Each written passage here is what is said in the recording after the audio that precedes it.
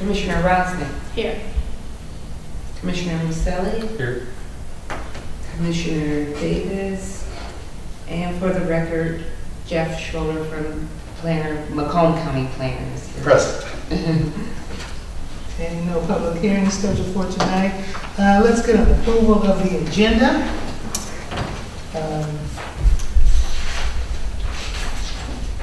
I would like to add a number 8 under planners report, daycare center.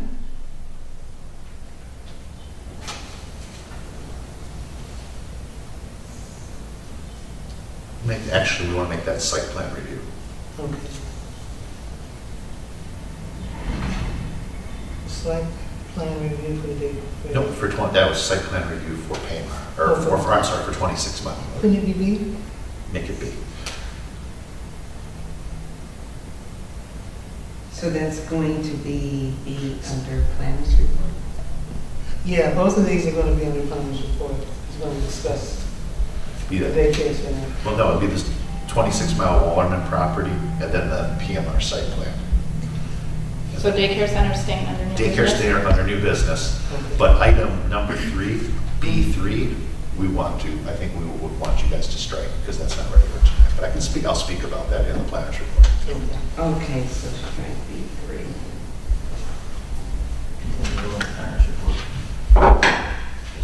I'll make a motion to approve the agenda with changes. I'll Then a second. motion been made. Is there a second? Second. Been made and seconded to approve the agenda. All in favor? Aye. Aye. Anyone opposed? Okay, approval of the minutes. I'll make a motion to approve the minutes. Second. Motion has been made and supported to approve the minutes from March 7th, 2017. All in favor? Aye. Any opposed?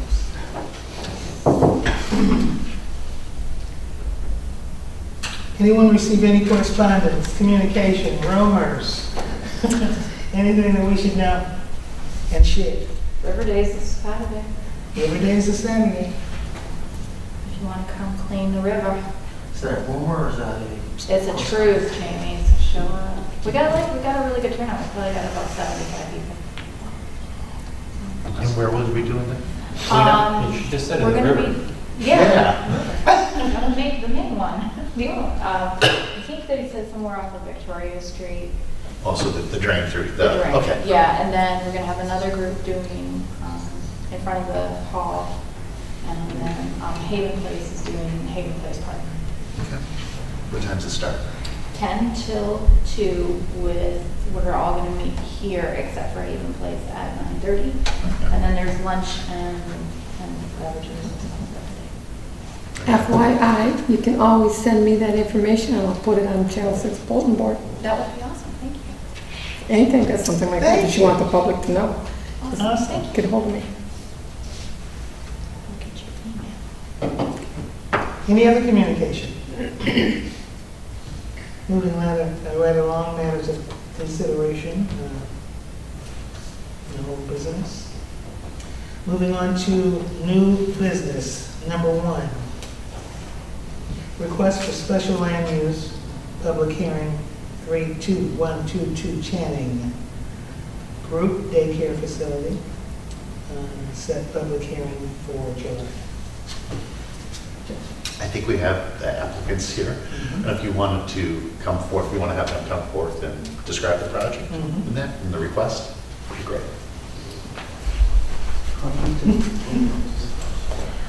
I right now run a family daycare. I'm licensed for 6. I've been licensed for 6 for like 2 years.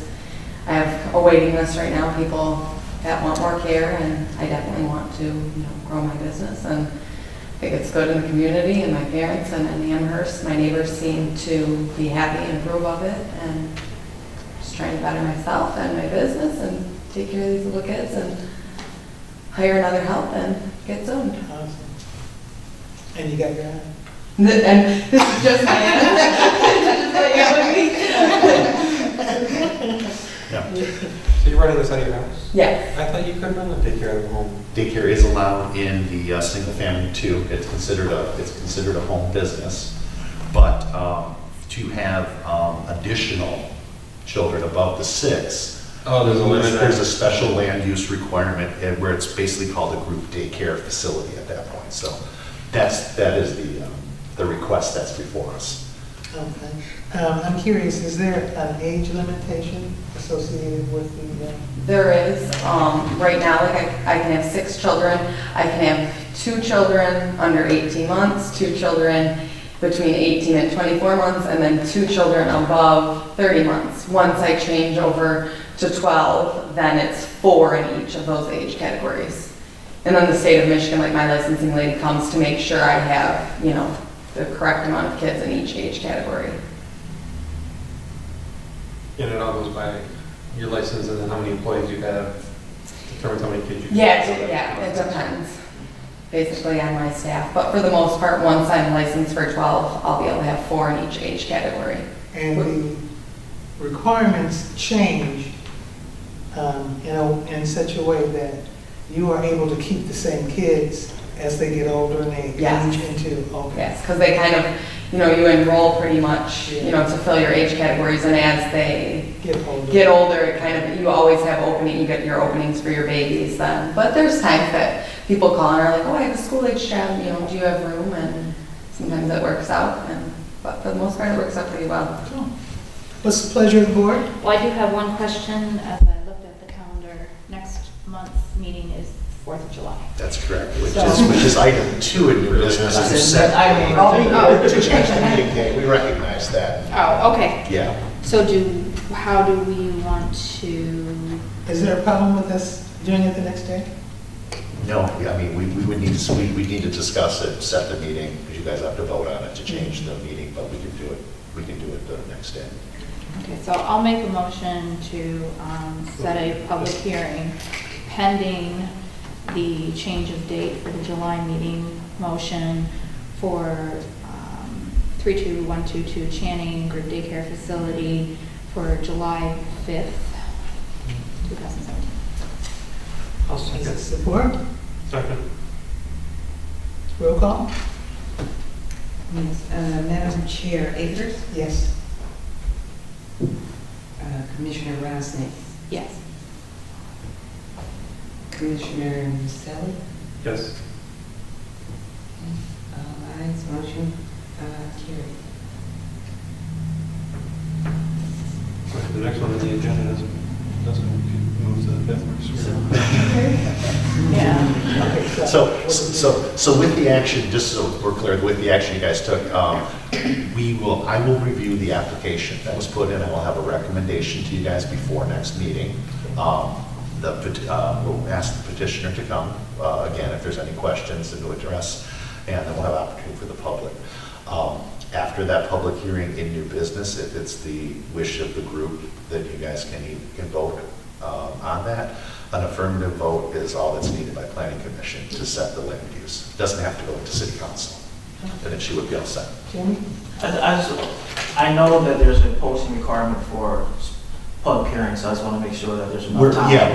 We're aware of it, and as soon as we knew what the date was for the next meeting, they're going to take care of it. We're going to get postings, it's a 14 or 15 days, so it'll go in the paper. It's amazing that a citizen just knows that. Believe me, I said that. Average citizen. He's just as So I want to be the citizen. The boy next door. Okay, so that took care of number 2, set the July date. I'll make a motion to set the July meeting to the 5th, 2017. I will second that. Okay, motion has been made to set the July meeting for the 5th, Monday after the holiday, and has been supported. All in favor? Aye. All in favor? Anyone opposed? Okay, preliminary site plan review, 26 Mile Road, pending lot combination and engineering preliminary review. Data and striking. You start that on the agenda. Yeah.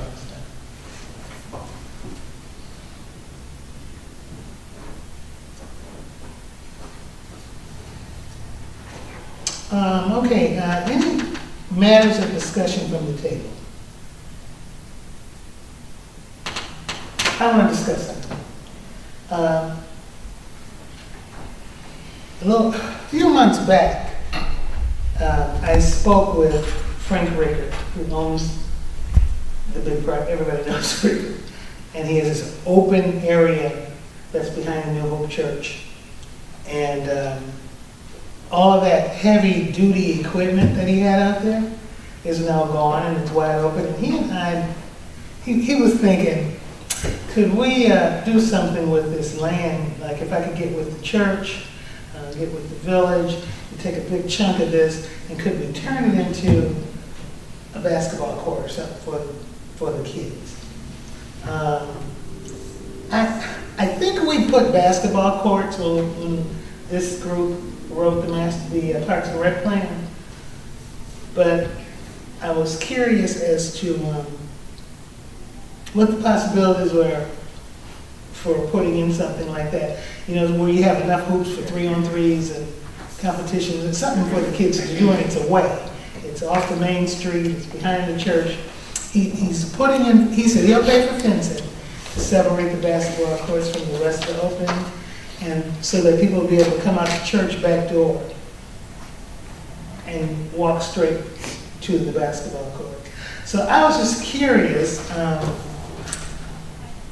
Jeff, if there are some special considerations, I mean, like the poles have to be 48 inches or whatever.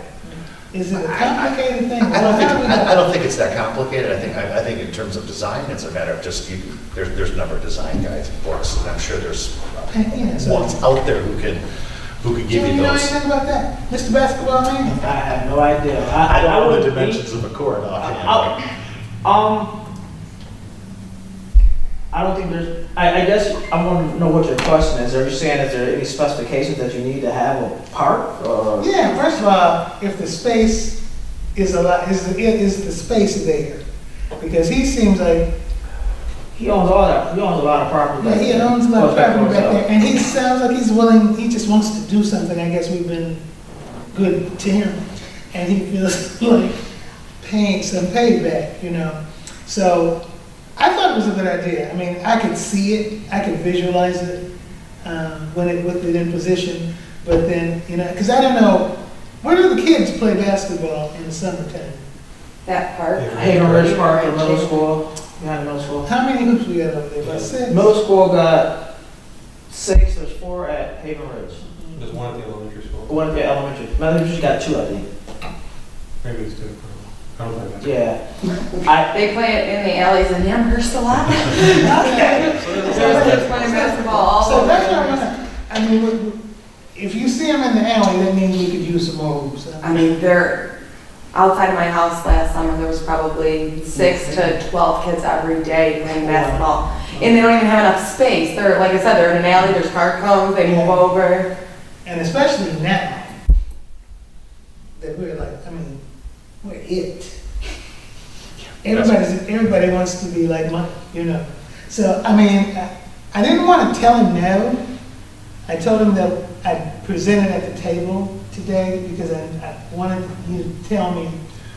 Well, the one thing I will offer that we were talking earlier is He depending said upon. he blacktop it and paint it. Depending upon the improvements in that and where the funding's gonna come from, that's why I asked, is he looking to just have the space be used, or if he's looking to deed the space to the community? If he's willing to deed the space to the community, then the community could potentially go for a passport grant or something else to fund the development of it. And that would be a perfect type of a passport project, because those are up to $10,000 to $20,000, those grants. And those are the ones that are paid for by the additional $10 fee that people pay for Parks and Rec on their licenses, some of that stuff. It's a little bit different, I think, if it's privately owned property, and that's where I think that the community then would most likely want to. First place, I hate to say it, it's fun for kids, but talk to the attorney. Yeah. because then it's a question of liability. Mhm. If the community owns the property, it falls within the community's liability, just like parks and the cemetery and all those other public spaces. You're also going to be taking that property off the tax roll too. So that's, you won't be collecting taxes on that property, so you want to keep that in mind too. That's true. That's So Well, it depends if he only it can donates be- enough for Probably hospital. what- Just a citizen. It could be a perk to him, or, you know, depending upon how much gets carved off and reassessed. See, but- see, you just exposed. I mean, if he's donating to That's the what- basketball team, I don't think it's gonna make That's his why. taxes. That is why he brought it up. But I think there's two different ways to, you know, you can approach it different ways depending upon what the property owner's intent is.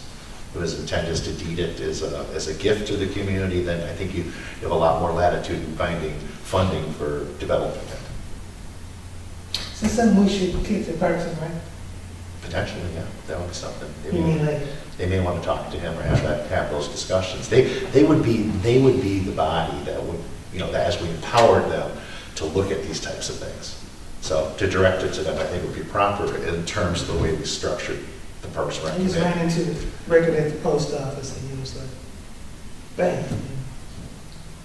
So, I knew that there were some efforts being made for some more recreation around here for the young people. Stuff like, I remember when we used to do 3-on-3 competitions and they were everywhere. This would be safe. Everybody would lock them in. Okay. Anyone else have any comments? Public comments on non-agenda items.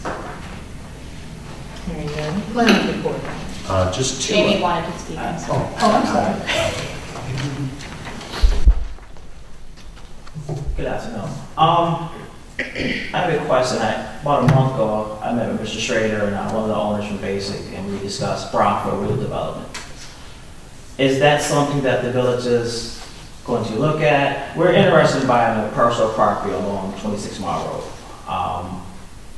Obviously, it's an industrial piece of property, but we're not going to spend the 6 figures to buy the property. There's not, obviously something we can consider deem a brownfield and get some kind of help to clean it up. It's, I'm sure everybody's aware of the property along the railroad tracks, 32 acres, I believe. So that would be something I would love for the planning commission to give some direction to the planner to maybe look into that and see how we go forward, please. Is that question clear to you? The question's clear to me. I think you're looking for you're basically looking for community's intent to support the brownfield. Basically, in order for it to be deemed a brownfield, the community has to do that. We can't do that ourselves. Yeah. So I'm looking at the direction of the planning commission, if that's something that, obviously you're just a recommending board, but that's something that you guys can look into. It would start there. If I can comment on that. Would you please? In terms of the brownfield process, the parcel in question is a parcel that's been used as basically an unlicensed landfill for a long period of time. The current owner has been before the county. I think he's been before the village many times, looking to do something with this piece of property. The options that are available in terms of brownfield for this, if the potential purchaser of this property wanted to go forth and do a due diligence study and potentially a level 1 environmental study to see what the extent of the contaminants are on the site, and also work in conjunction with, I think, the DEQ, because I believe the site has already been under some type of, there's been already some letters citing violations out there. If the way the brownfield program would work was that if the interested party was to be able to bring all that information to the community, provide a site plan based upon heavy industrial, what's in zoning of how they plan on using that site, they have the ability to petition the community to allow them to make the purchase, develop the property, clean it up at their cost.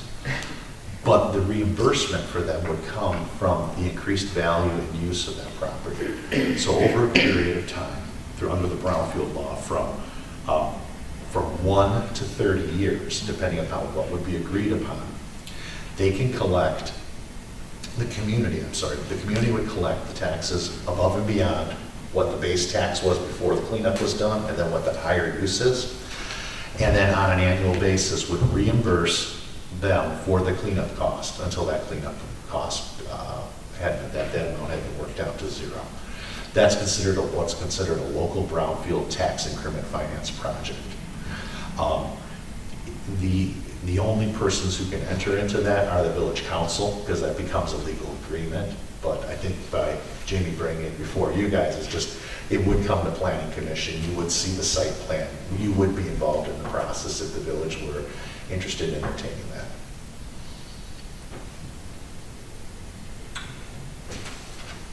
And you, And then one other thing I would need to add to that is, I don't believe the village has an established brownfield authority, so the village would then be able to leverage the Macomb County Brownfield Authority, which I'm the administrative staff to authorize, the village would authorize the tax capture, the county Brownfield Authority would authorize that, and then the final action is the County Board of Commissioners that authorizes that. will you be able to present to us next month steps Yes, for procedure?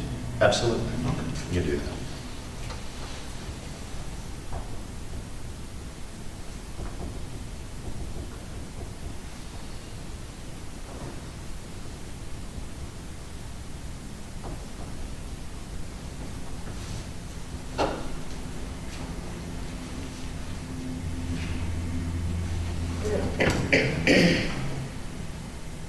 Can we get that kind of pulled together preliminary copy? Yeah, I'll give you, send the draft to you, no problem. Plans report? 2 items for this evening. One in reference to item, 7B3. We did have a preliminary site plan that had been admitted, or it had been provided to the building department by Mr. Henry Wallerman, or Mr. Bud Wallerman, he goes by. He purchased a piece of property on 26 Mile Road. I don't have the address handy, but he is east of the railroad tracks and just adjacent to what would be the Ajax trucking plant. It's a little small single-family house that was there. Purchased that property and the property to the next of it.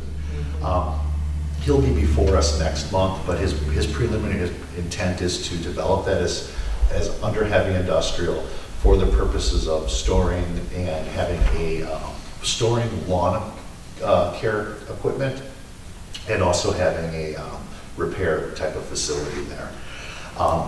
Things were tracking along well with this until we got to the initial engineering review, and we looked at the right-of-way requirements on 26 Mile Road, and came to our surprise to find that the county has a 210-foot right-of-way there that runs from I-94 basically all the way across the county to the Metro Park, to Stony Creek.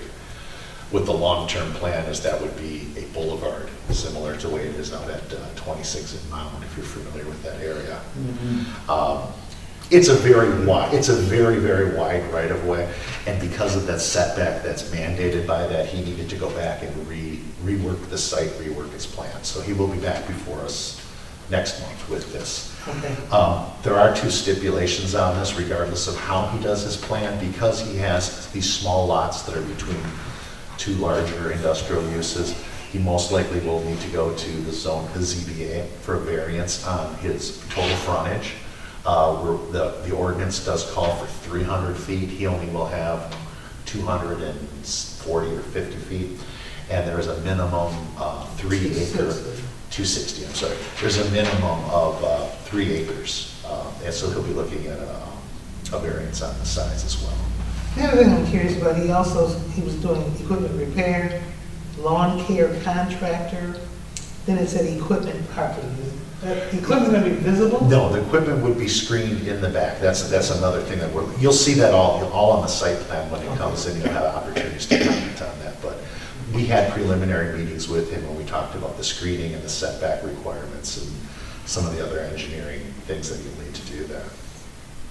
Ultimately, it is a wholesale operation. It's a lawn care service, so this is where his trucks, trailers, and equipment will be. He's looking to do the repair of the mowers and that in the building facility that he's building.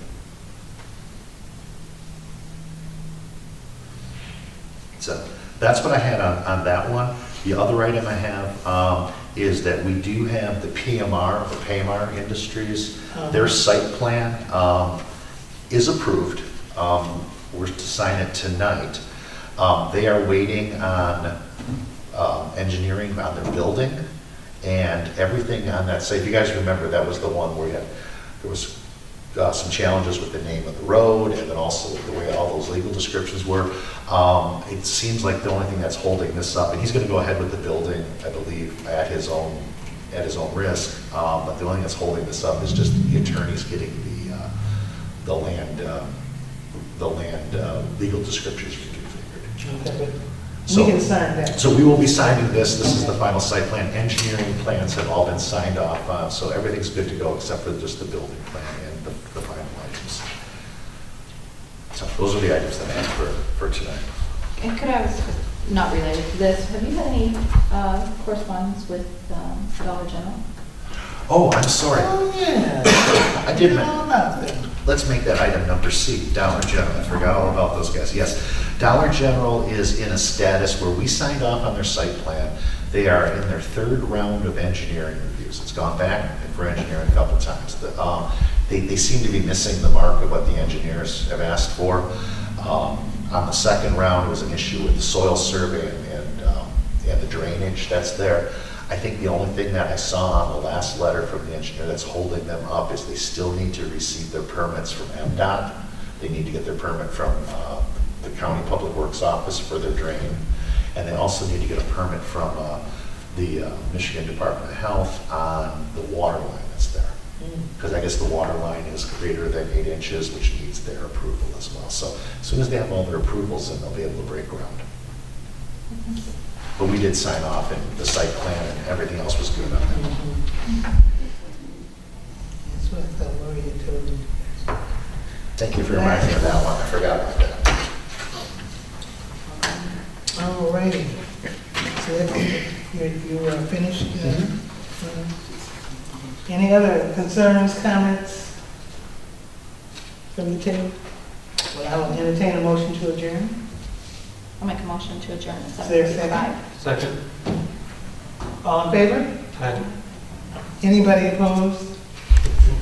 No. Thank you.